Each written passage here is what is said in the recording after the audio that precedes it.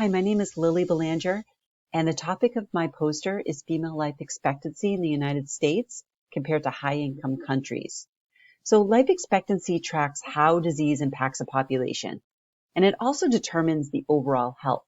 So this information can be used to target specific diseases for early screening, diagnosis, and treatment. 17 high-income countries were identified due to their commonalities and stable statistics. So female life expectancy between these countries and across time was analyzed at birth and again at age 60. So the methods used were obtained through the World Health Organization. There was a file on life expectancy for women, data by country, and the measures were years 2000, 2010, 2015, 2019, all of the countries, the life expectancy at birth in years, and then the life expectancy at age 60 in years. And then the statistics used were all of the years. Then the countries were filtered down to the 17 high-income countries, and then average life expectancy at birth and at age 60 were used.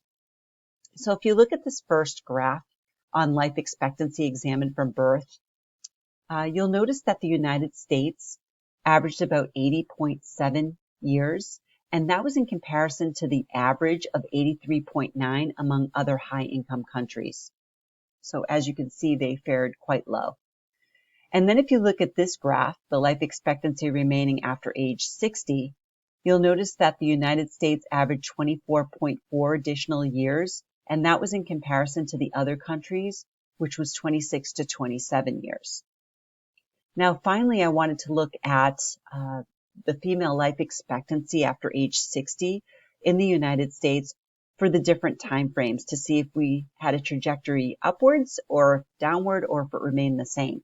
And as you can see that all we did gain in the United States was 1 year between 2000 and 2010, 15, and 19.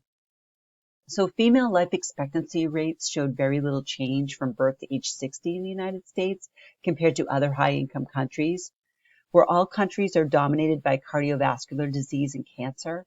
How a country responds to this information may provide an explanation for differences in disease prevalence. So improvements in other countries may be related to more of a focus on primary prevention, as well as secondary and tertiary prevention methods that allow the population to survive at older ages.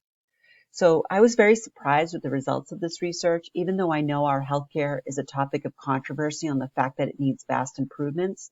I expected our results to be closer to the top of the list. And this data illustrates that healthcare and prevention are key to the improvement of life expectancy for men and women. And I'm a firm believer that this all begins with the individual and advocating for themselves for a better tomorrow. Thank you.